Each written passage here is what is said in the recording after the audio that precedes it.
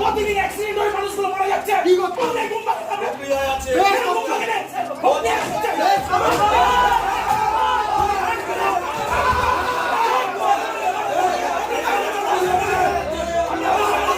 ভিডিওর কালো হাত ভেঙে দাও, গুড়িয়ে দাও, এই স্লোগান তুলে মিছিল ও ডেপুটেশন দিতে এসে ভিডিওর চেম্বারে ঢুকে রীতিমতো টেবিল চাপড়ে চিৎকার চেঁচামেচি করে হুজ্জুতি ও হুমকি দেওয়ার অভিযোগ খানাকুলের বিজেপি বিধায়ক সুশান্ত ঘোষ ও তার দল বলের বিরুদ্ধে।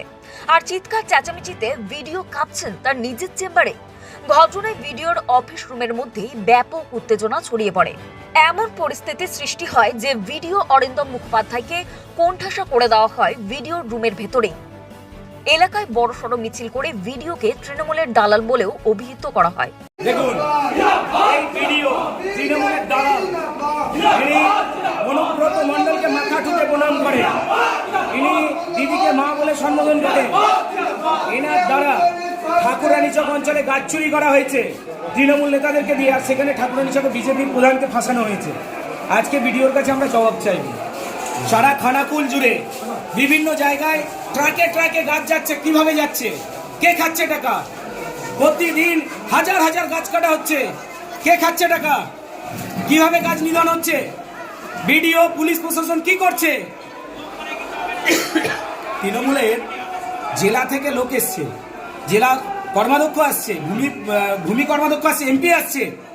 যখন এই খানাকুলের রামনগর থেকে কয়েকতলা পর্যন্ত পুরো রাস্তাটা দুদিকটা সাফাই করে দেওয়া হলো, কোথায় ছিল এই অরোরাখাল সংস্কার? প্রথম ধাপের সংস্কারের সময় যে গাছগুলো কাটা হয়েছিল, কোথায় ছিল ভিডিও, পুলিশ প্রশাসন, বন দপ্তর কোথায় ছিল? সারা খানাকুলের বিভিন্ন প্রান্তে আপনি দেখুন, রাস্তার দুদিকে সারি সারি গাছ কাটা হয়ে পড়ে রয়েছে, ট্রাক ভর্তি করে প্রত্যেকদিন গাছ যাচ্ছে। কার পকেটে ঢুকছে টাকা? সব এই চোরগুলোর পকেটে ঢুকছে। এই তৃণমূলের ভিডিও আছে আর তৃণমূলের নেতারা সব ভাগ করে খাচ্ছে। আজকে বিজেপির পঞ্চায়েত বলে বিজেপির পঞ্চায়েত প্রধানের নামে দোষারোপ করা হচ্ছে, বিজেপির পঞ্চায়েতের নামে বদনাম করানো হচ্ছে। তৃণমূলের লুটেরা সবকিছু লুটছে, আর এই ভিডিও যে অরিন্দম মুখার্জি রয়েছে, ইনি লুটের ভাগ পাচ্ছে। কিন্তু কেন বিধায়ক এইরকম করলেন? অভিযোগ যে কয়েকদিন আগে খানাকুলের ঠাকুরানীচক গ্রাম পঞ্চায়েত এলাকায় দেদার গাছ কাটার অভিযোগ উঠেছিল, আর তাতে তৃণমূলের পক্ষ থেকে বিজেপি অঞ্চল প্রধানকে কাঠগড়ায় দাঁড় করানো হয়। সেখানে প্রধানের বিরুদ্ধে অভিযোগ করা হয়, সেখানে প্রবল আপত্তি তোলা হয় বিজেপির পক্ষ থেকে। আর সেই প্রতিবাদে বিজেপির বিধায়ক তীব্র প্রতিবাদ জানিয়ে ভিডিওর কাছে হাজির হন এবং রীতিমতো টেবিল চাপড়ে হুমকি দেন। বিধায়কের দাবি, তৃণমূলের সাথে ভিডিও যুক্ত হয়ে এই গাছ কেটেছে আর প্রধানকে দায়ী করা হচ্ছে। তাতেই এই ঘটনা। এর জেরে উত্তেজনা ছড়ায় খানাকুল 1 নম্বর ভিডিও অফিস এলাকায়। দেখুন, পরিস্থিতি তো ওটা করতেই ওনারা আসেন। ওনাদের আমি বারবার বলি যে বসে আলোচনা করুন, এসছেন যখন, বসে আলোচনা করুন, কি বক্তব্য আছে শুনি, আমার কি বক্তব্য আছে বলি।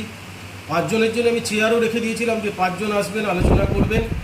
সেইটাকে আপনার মান্যতা না দিয়ে প্রায় 25 জন লোক আমার ঘরে ঢুকে পড়ে। প্রত্যেকবারই এটা হয়, তাতে আলোচনা হয় না।